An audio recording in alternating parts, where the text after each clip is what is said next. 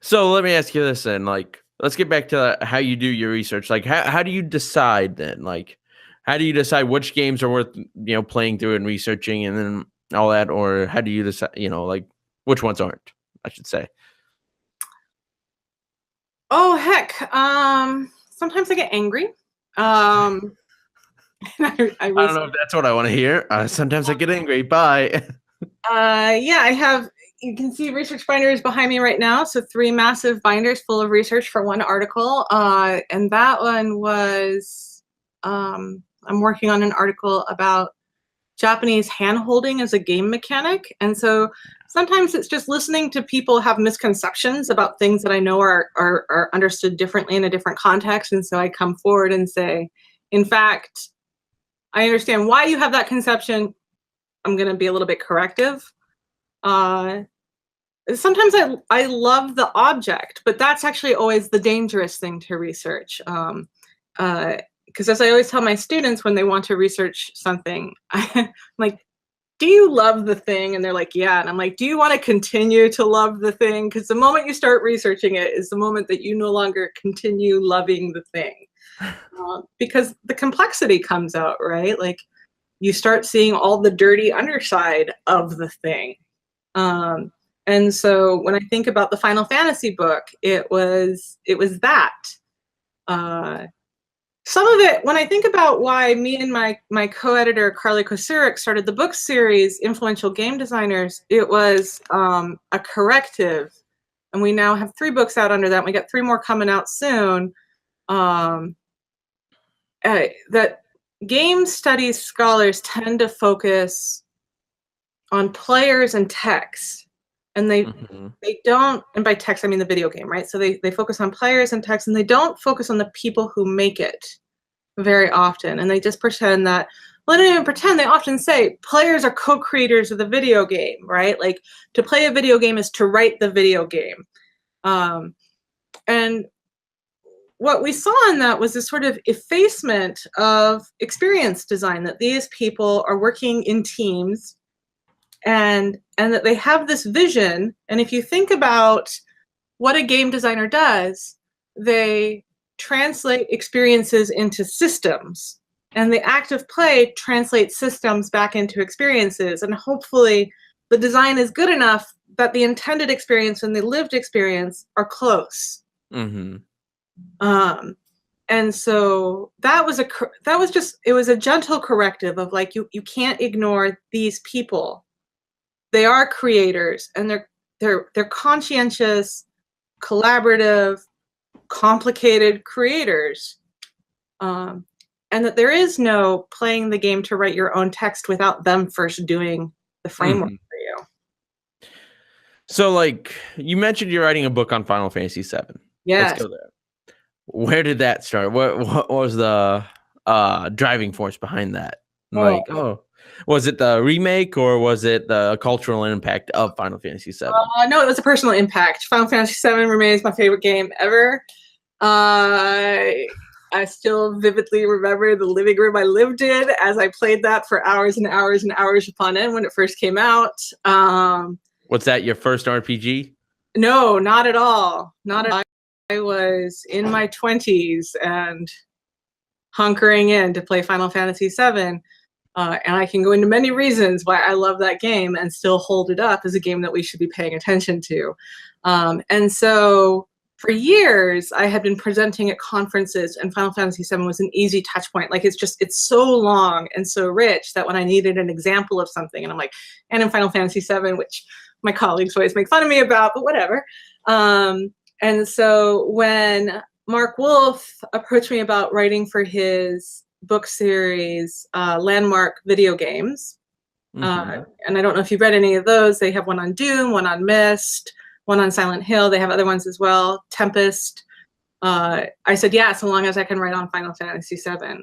I'll have to look into that because I haven't heard of him writing these books, but I'll look into it. Yeah. Anyways, Final Fantasy VII. So that's why I chose to write about it. Personal love. Okay, so how long have you been working on it? Long before they announced the remake, when I pitched the project. Okay, were you excited for the remake then? I don't know. I mean, is anyone Um, really excited for the remake of the thing that they loved in their youth? yeah, I am, but I've never played Final Fantasy Right. VII. You're young. This will be your youth. Oh, I'm a little young. I'll say that. But yeah, I don't know. Like I feel like it's interesting, but I'm working like right now. I'm working on 2 videos, Okay. and one of them is our video games art, and the other one is the one talking about Final Fantasy VII. Okay. Art's gonna come out hopefully next week. Hopefully, it's like this is how much research I got from just you. This is that your book, and then God knows how much more I read up on the internet. And I still feel like I wasn't prepared. But Final Fantasy VII is this interesting thing, because we're talking about it, and it made such a general impact. And I'm really worried because you hear people talking like, "Oh my god, this game's so good! I can't wait for this remake. Oh my god, it changed video games forever." I'm just like, yeah, can they capture that with the remake? And I'm thinking no. And then you hear those stories of it's going to be a 3-part game. It's going to be 3 full games because it's too big to put on one disc. And then now they're bringing it in development internally in Square Enix. I'm just like, this game's not coming out till 2021, maybe. I don't. Right. I don't know, but I'm excited for it. But at the same point in time, it's just like I don't think you guys are doing so well there. And Square Enix has not had the best track record as of late when it comes to like their big RPGs. I played Final Fantasy 15, okay, and I hear it's better now. But I put in 40 hours of that game, and then it glitched out, and then it wouldn't allow me to like go back in time and level up, and so I was done. I was like, okay, I'm done. I know the ending. Look it up on YouTube. I'm done. Yeah. And I have all the DLC, but I don't know. That's a whole nother case. But where do you stand? Like, I feel like we're getting to a point where RPGs are actually coming back now. Final Fantasy 15, Kingdom Hearts 3, all these big JRPGs are finally coming back. Persona 5. Oh my God, Persona 5. I love Persona 5. 116 hours, and I everybody says like it's interesting because here we are and they're putting more emphasis in games and game development, and Persona is a series that is very steeply drenched in Japanese culture, but it's so good. Well, and it's interesting too. Well, first, the JRPG never went away, right? It stopped coming to the US as strongly. But it's interesting sometimes that the games that are over the top Japanese traditional culture tend to do better in the American market than they do in the Japanese market. And so if you look at a game like Okami, and I don't know if you ever played that one. No. But I know of it. I know of it a little bit. It's about Amaterasu and Susanoo and kind of like the birth myths of Japan. And it fails in Japan. It's for the PlayStation, and it's a darling in the US. People love it, especially people who self-proclaim loving Japan. Isn't that the same with Metroid though? Because like here's Metroid, and it always bombs in Japan, but it comes over to America, and there's people out there that swear that Nintendo should just make Metroid games.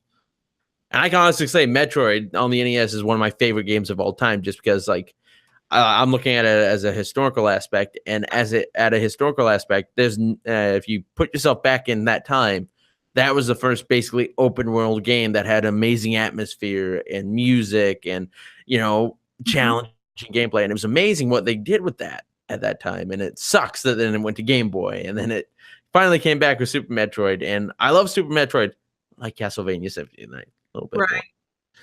More. But yeah, I mean, like Metroid, but that's kind of like it is, and I believe isn't Xenoblade kind of like that now? Like it does decent in Japan, but it does better over here.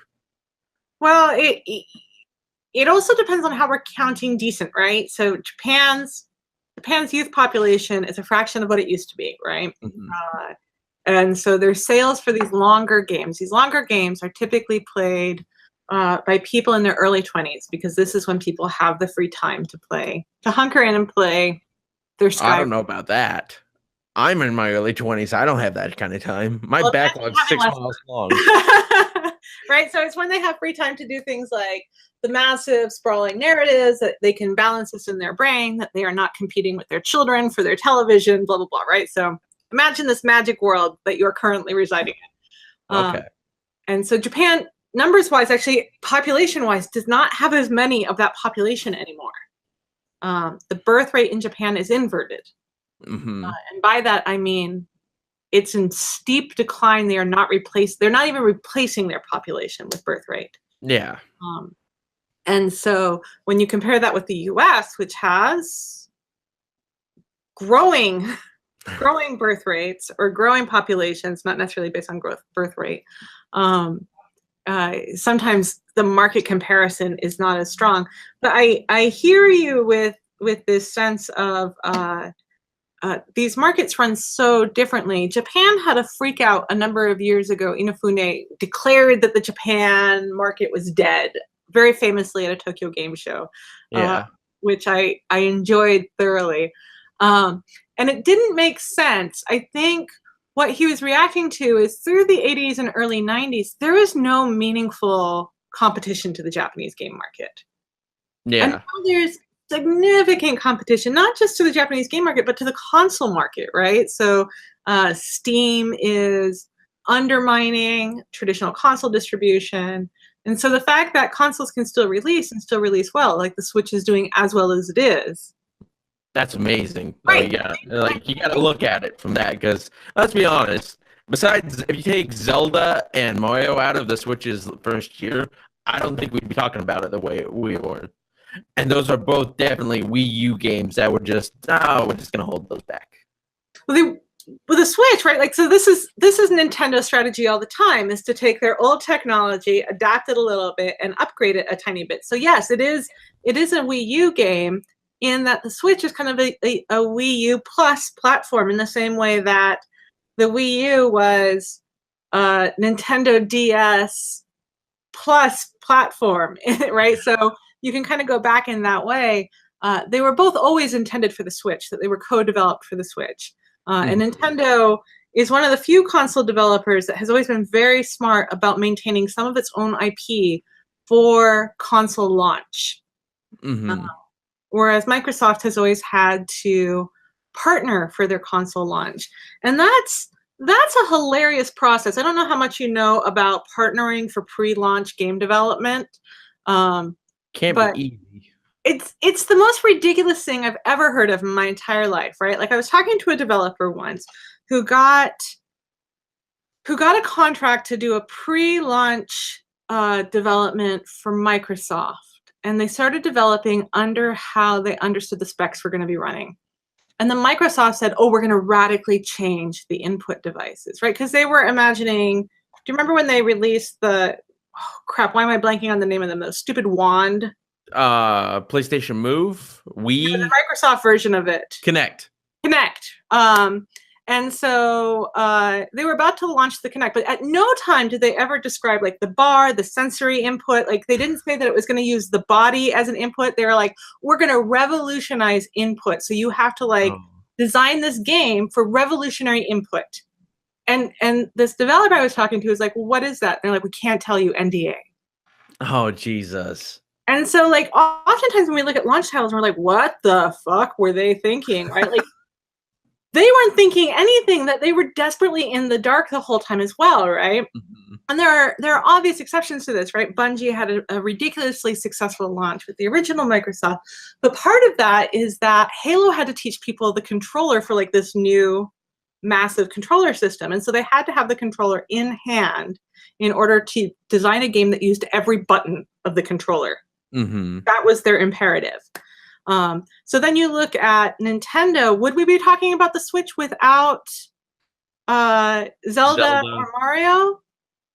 Yes, of course we would, because there's no way they would have released it without Zelda or Mario. Like, they'll never release a new platform without their flagship games on it. Yeah, but I'm talking about in their launch year. Like, let take Zelda and Mario out of it. There's no way we'd be talking about the Switch, no doubt. But I don't know if it'd be maybe a little more successful than the Wii U. But at the same point in time, it just wouldn't be like 15 million units sold. You know, software units are at 52.8.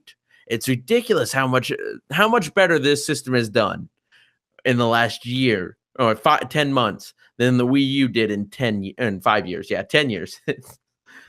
Yeah, I think you're right. I think some of it buys into kind of parental late capitalism, right? Why do Nintendo consoles continue to succeed when they often give you less than like a Sony PlayStation console or an Xbox console?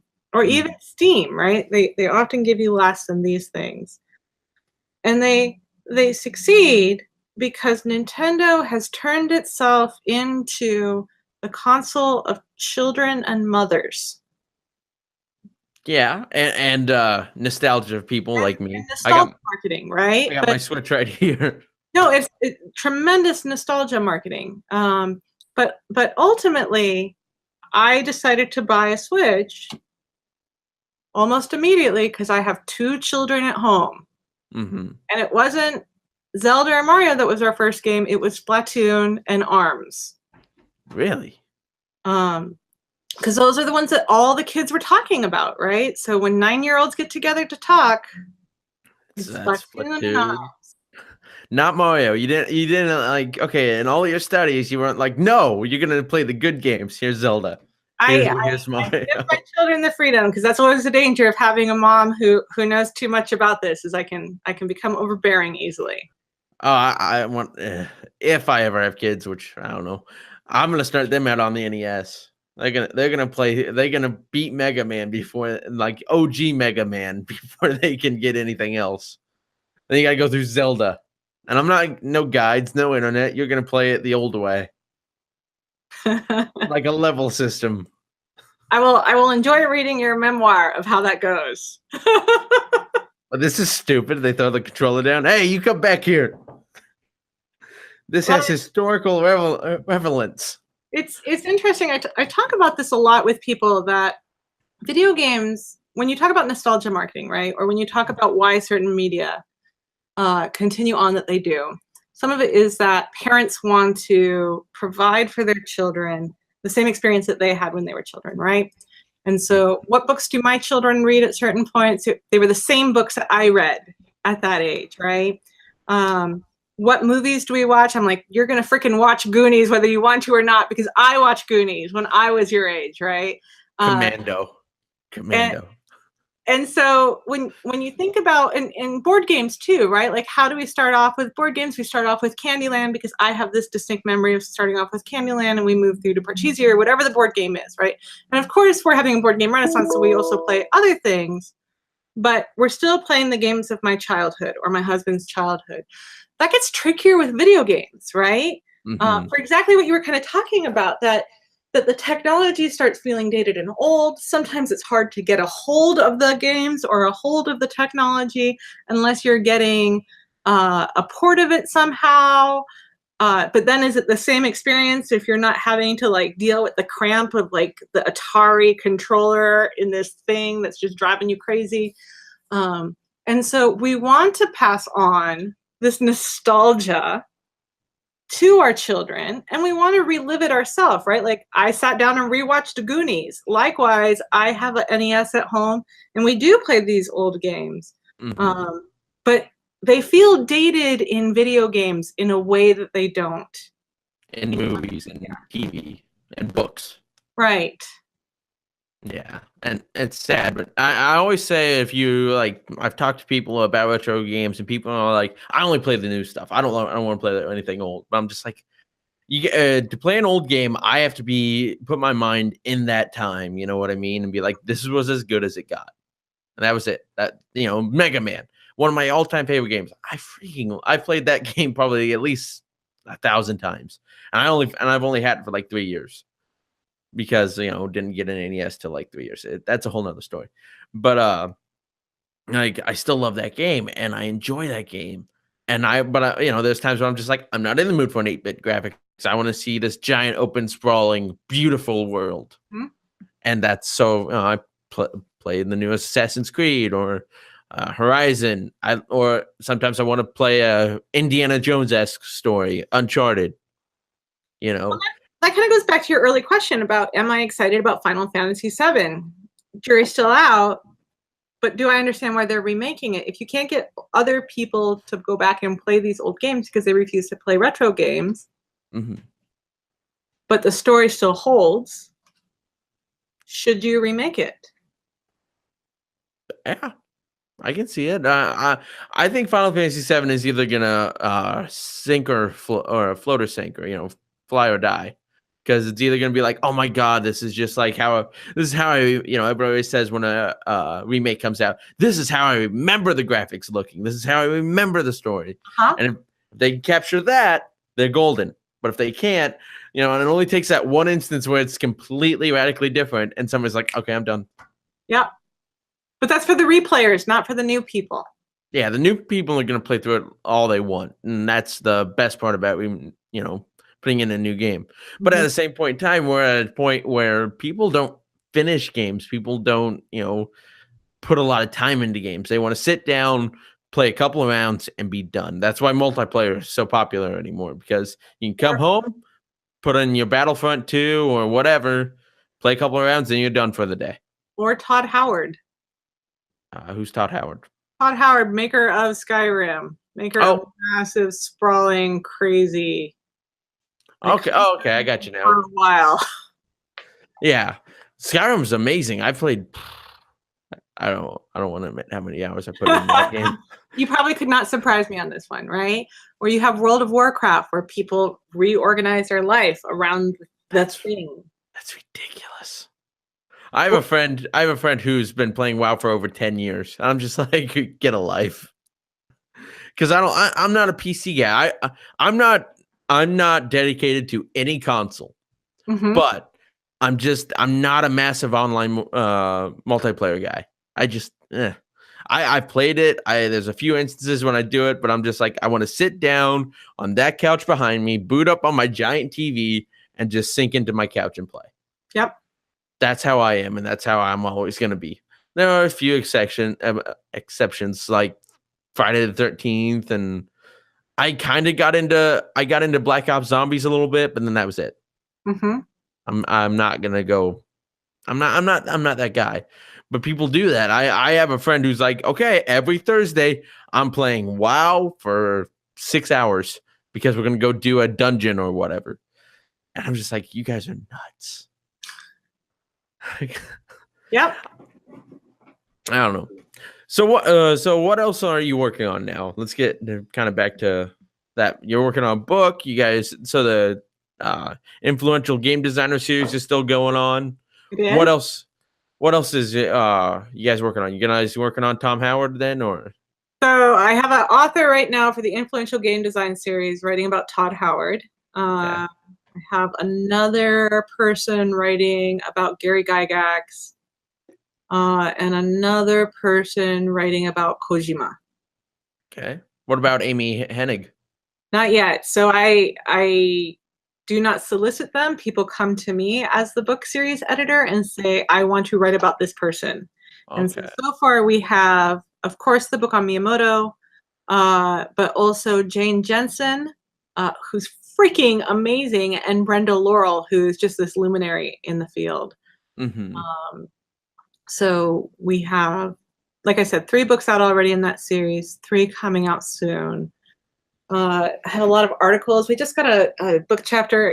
My look of concern is that I'm beginning to feel overwhelmed by the amount of writing that I have to do quickly. We just got a book chapter accepted on the Chinese game industry. Oh, so that's interesting. I'm working with 2 of my Chinese students, Bolin and Jing, to do that. And that's been a learning curve for me because I do not know that industry as well. I don't know it as well. It's hard to find information on the Chinese games industry. The only thing off the top of my head is I know a Chinese developer paid for Red Ash, and we haven't seen it yet. Yeah, they are now the largest games industry in the world. I thought they are. I thought it was the U.S. and China. Nope, China is now the largest games industry in the world, hands down. The world. Really? Well, we gotta go take that back. I'm gonna go out on this corner. Yep. And it's insane. And their mobile market is really well established, partly because the consoles were banned there until the early 2000s. Oh. Um, and they did like these strange homegrown internet these strange homegrown national policies to try and bring their own market up. Anyways, it's a super interesting industry to look at as a whole.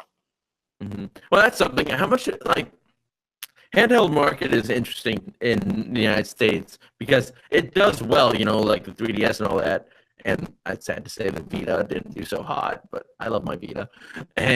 But in Japan, the Vita is still selling units. The PSP is still selling new games. Yeah. And these handhelds just don't die in Japan. They just keep going. How much do you think of that is because it's a mobile it's a mobile city, like everyone in Japan's always moving. You don't really stay at home all the time. Right. I don't know if you've seen Sam Tobin's book about the DS. He wrote a whole book about the DS as a platform. I remember talking to Sam one time about exactly this, right? Because people always ask me why they continue to survive there and flourish, right? And they flourish for many of the reasons that you just said, including public transportation. Japan is predominantly dependent on public transportation. You're taking a train or a bus to school or to work upwards of 2 hours each way every day. Right? So whatever it is needs to fit in your pocket in order to play, and you just want to be brain dead on your way. And Sam was saying, as we were talking about this, he goes, yeah, I couldn't have written the book about the DS had I not lived in New York at the time. For the same reason that so much public transportation begets a need for public distraction that's socially acceptable. And so the culture of the handheld really takes off in Japan before the smartphones do. And so even though the smartphones have plenty of games on them, and I'm obsessed with Tsum Tsum online, it's not ever going to 100% replace these other devices. I mean, Yeah. as you know, I'm sure, technology doesn't consolidate, it diversifies, right? Yeah. Well, we did try the technology with remember I think it was Nikita or whatever, and they made like a cell phone handheld hybrid. Right. I think if they tried putting that out again, I think that'd be cool. I really think that's something that could work now, but at the same point in time, you'd have to do it extremely well, Yeah. or it'd be about the same as the first time. Early attempts to change markets often fail, right? The markets, especially media markets, are really conservative. It's always tried and true with a twist. That it can't be revolutionarily different. Like if you point out a game to me that you think is revolutionary different, I will point out that it was not, or that it economically failed. Really? Ocarina of Time. Ocarina of Time is not revolutionarily different. It is tried and true with a twist. The only twist is the introduction of music. I thought it's like if you look at Ocarina of Time, like a lot of its game designs and all that are in more open world games today. But you can see like the thread out of that tradition that's already happening at that moment in Japan of the open world design. That's true. Okay, I'll give it to you. Now I'm just gonna go hide in my corner. So the twist is music. Yeah, the music is so good in that game. Oh my god, it's so good. Why do you think they was focused on music in Japan so much? Like you could see it in like Mega Man, Zelda, Final Fantasy VI, Final Fantasy VII, both of which I haven't played, but I know the music. I've heard the music from them. Amazing games, amazing music. I wonder, is that a cultural aspect or is that something new? That is an excellent question. I've never actually considered that question spoken in that way. So let me think if I can think through it. Where I would probably start to answer that question would be on the history of anime at that point. And that if you consider character-based Japanese games as playable anime. Okay.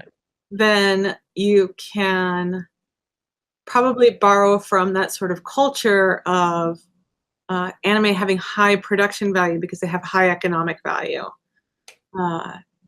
So I wonder. So this is a soft answer because I don't know the answer to this, but I wonder if it has to do with that anime had already had a strong base in bringing in expert composers Mm-hmm. and then translating that over. I think also, okay, I'm going to continue to think through the answer to this one. I think also Japan is really interested in environmental design. And man, I breezed through it in the book on Miyamoto.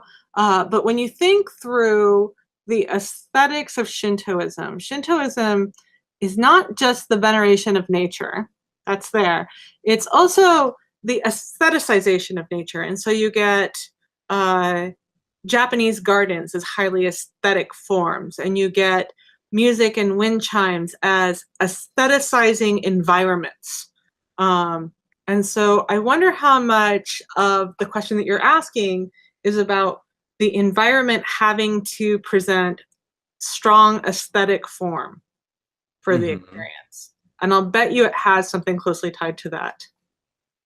Probably. I just find it interesting how you see like in Keiichi Inafune how he made like Mega Man in Japan is Rockman, and it's Mega Man and bass or Rockman and bass, and then there's Bass in Trouble, Rush, what now? What's Roll? Rock and Roll is Rockman and Roll and all that, and it's just kind of funny how you see all these musical references, and then like they put so much emphasis on the sound and all that. And it's good. It comes out as good music. People are, you see people making remixes of the Mega Man 2 theme song today. Well, then there's an interesting young man. I think he's out of Princeton University. I'm typing his name right now. Schwartzman.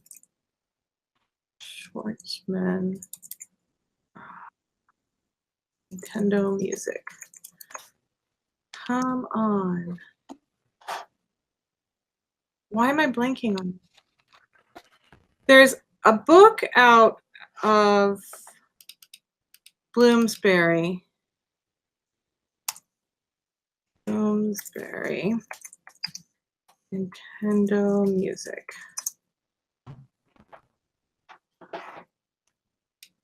Here we go. Click in. No, I don't sign me up. I don't care about your. Yeah, so I was right on the name. So a young man named Andrew Schwartzman wrote the book Koji Kondo's Super Mario Brothers soundtrack. It's a very short book, and he is a musician, and he starts grappling with some of what you're talking about, not with Mega Man, but I bet you that there's a lot of overlap with that. So if you're interested in music, it's understudied. Like, it's so understudied. We hire out of the industry to teach our game, audio, and music course Keith Zizza, and he started with Roberta Williams' company, and then moved forward. And you would know him from like BioShock Infinite soundtrack and other stuff. He's highly talented and been doing it for a few decades now. And he just continues to say that there's hardly anything out there other than how-to books. Like no one's carefully considered this area. Okay. Well, I think I'm satisfied with the podcast for now. Unless you got anything else you want to talk about, like anything you want to talk. I just over this podcast, I'm like, well, geez, she knows a lot more than I'll ever know about culture and all that. But then again, I think it's because like we approach it from two different areas. You know what I mean? I've been doing it for 1 or 2 years longer too. Oh yeah, just one. I'm just a year older than you. Time travel's amazing. So yeah, I mean, it's interesting. Like I like the idea of talking with people that approach games in a different light. Like you're cultural, I'm more historical. And it's cool to see. And I just realized I don't know much jack all about culture. Call me a redneck from Nebraska, I suppose. It takes a long time. There were so many times when I'm like, why is that happening? So when I said like anger often motivates myself, also just downright confusion will motivate me for research projects. Yeah, I'm more just like like I said, history. So like I'll be like, oh my god, Final Fantasy 7, and it'll just hit me and all. Next thing you know, it's 3 o'clock in the afternoon. I'm home, and then it's 1, 2, 3 o'clock in the morning, and I'm just reading interviews, schedules, all that good jazz, and I'm just Yeah. dumb stuff that I remember and won't let go of until I don't know, maybe never. But it's interesting, and like I said, I just like approaching games from gaming is just that one medium, and pop culture in general, where you can approach it from many different aspects. It's always fun and interesting to talk about. I'm 100% behind you. Yeah, that's why I was like I was like, wow, she's just culture all the way. I need to get out of the house more. Anyways, guys, I hope you enjoyed this kind of unorthodox podcast. It was a little different than what I usually try to do, but I hope it was interesting. Jennifer, thank you for coming on. Thank you so much. We'll have to do this again sometime because I feel like I need to learn more. That being said, guys, I once again thank you so much for watching, and I'll see you guys again soon. Bye. You don't want to say bye? Goodbye.